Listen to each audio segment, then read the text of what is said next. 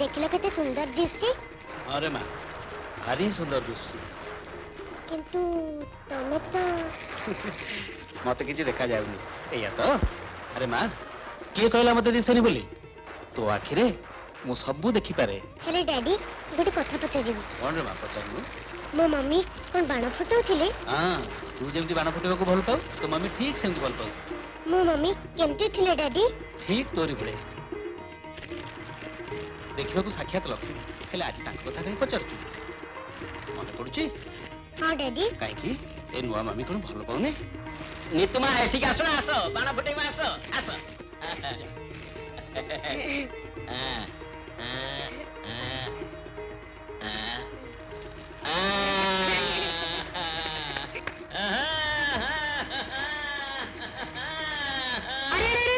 हाथ को बाण देना ता हाथ जदी पड़ी जीव बुद्धि अकल पर तो किछि नहीं तू गले सारे काम देखिबो आ मानी तो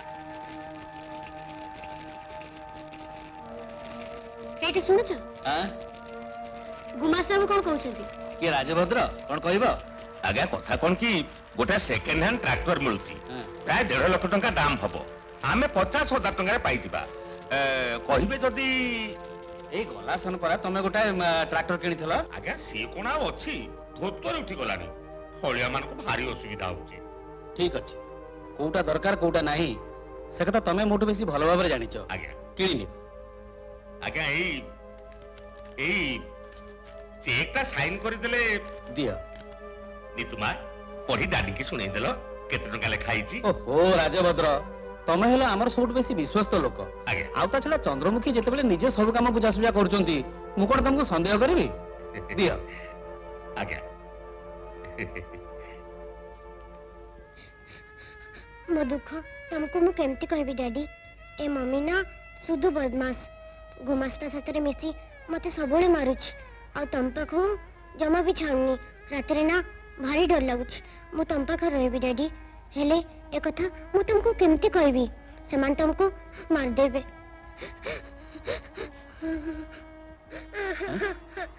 के पानी तू कांदुचु कौन होला माँ किए तोते कौन किछ कहला मते कह माँ मु सबू ठीक कर देबी मते कह। चंद्रमुखी चंद्रमुखी चंद्रमुखी मोनी तू काम चिकाई मु तुम कहिथिल ना मु सबू सही पारे हेले मोनी तू आखिर लोह नुहे मु तुमको 1000 थर कहिछि सब बड़े ताको जगी थबो ता पाखर पाखर थबो मु तो सेया करिछि तमे कोन से कथा जानि न दीर्घ 8 वर्ष भितरे एमिति कोन से गोटे दिन नाही जो दिन के मु नितो कथा बुझिनी ए कथा तमे मते कहि परना मु सुना छी कोन हिची तोर किछि एतने मते कहनु काहे के मु कोन तो मान हूं नितु तू डाडी एमिति दुख पहुचते आउ तुमको कष्ट देना चल नितु मो पाखरे सोइबो।